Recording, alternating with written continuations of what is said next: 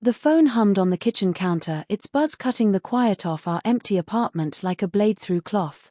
I stared, pulse racing, knowing it was her, Dr. Lena Carver, my wife of a decade, gone all night. Her name lit the screen, but I froze, hand hovering. Not after finding the note on her desk, her neat script, "Tell him it's over. He needs to know." Over sank into me like a stone, not just death, but us, our vows, our home, our love. I let the call fade to voicemail, her voice a shadow I couldn't face. Our Brooklyn loft, once alive with music and shared coffee, now felt like a tomb. Her citrus scent lingered in the air, once a comfort, now a knot in my gut. I slumped onto the couch, eyes fixed on a photo, us at the pier, her smile wide, my hand on her hip. She was just starting med school, her dreams bright that I'd been her rock, working late at the shop to cover her tuition, stirring soup while she pored over books. When did that Lena slip away? The first hint was quiet, a hairline fracture in glass point 3 months back. She started lingering at the hospital, blaming long shifts. I trusted her, she was saving lives while I fixed engines, but nights stretched later, her texts curt. On call, she'd write, or urgent case.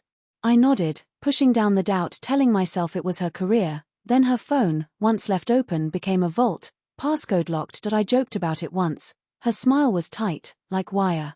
"Privacy, Tom," she said. "Even doctors need it." I found the note by chance, searching her study for a pen. Her space was a fortress, shelves crammed with journals, desk buried in papers. The note hid under a mug, its words burning. Over. Was it her? Me? Us? Guilt stung as I dug deeper, finding a phone bill, hundreds of calls to a number I didn't know, all at hours she was working. I dialed, hands trembling, expecting a hospital. A man answered, voice warm, too familiar. "Dr. Ellis," he said. My throat locked. James Ellis, her mentor, the surgeon she admired. Why call him at midnight? Her voicemail played now, crisp, distant. "I'll be late, Tom. Don't wait." No warmth, no love. I paced the cold kitchen tiles, dialing Ellis again. Voicemail, Dr. James Ellis. "Leave a message." I hung up, heart pounding like a drum. The clues clicked, her smile at the gala, how it lingered on him, his hand grazing her shoulder as they danced. I'd called it respect, nothing more. Now it felt like a wound I'd ignored. I drove to the hospital, city lights blurring into streaks of color.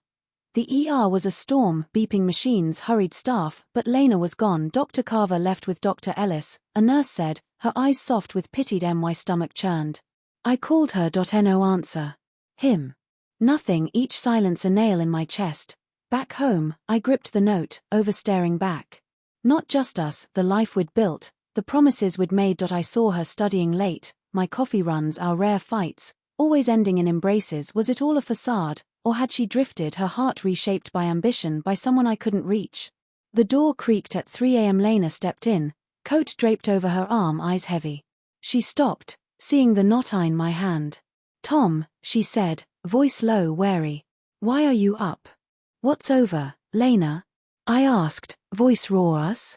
"Me." Her face paled, but her eyes held steady, calculating. "You went through my desk," she said, not asking.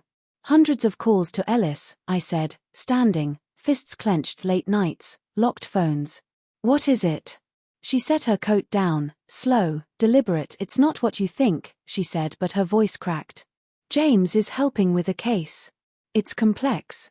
"Then explain it," I pressed, stepping closer. "Explain why you wrote we're over." Her lips parted, but she faltered, shoulders slumping. "I'm not happy," she whispered. "I haven't been." The words hit like a fist, stealing air. "Since when?" I asked, voice breaking. "Since you became this?" "Since him." "It's not James," she said, eyes darting, but I saw the lie. "It's me. I've changed. This life, it's not enough." "Not enough." I echoed, anger rising. "I gave everything, Lena. My dreams, my nights, my heart." "It's not a fling," she snapped, her mask slipping. "James gets me. He sees who I'm becoming. You're stuck." The room tilted. I saw us at the pier, her laugh, my promises. I saw her phone, his hand on her shoulder. The truth was a tidal wave, swallowing me. "You love him," I said, certain. Her silence screamed louder than words. I grabbed my keys, eyes stinging. "I hope he's worth it," I said, slamming the door like a final breath. Days later, a friend called. Lena had collapsed at work, panic mistaken for a heart attack. Ellis was there, holding her hand while I sat alone, signing divorce papers. She'd flatlined, not her body but her heart, her betrayal the last pulse of a love I thought would last forever. I signed, hand steady, heart shattered, haunted by a woman who'd outgrown me.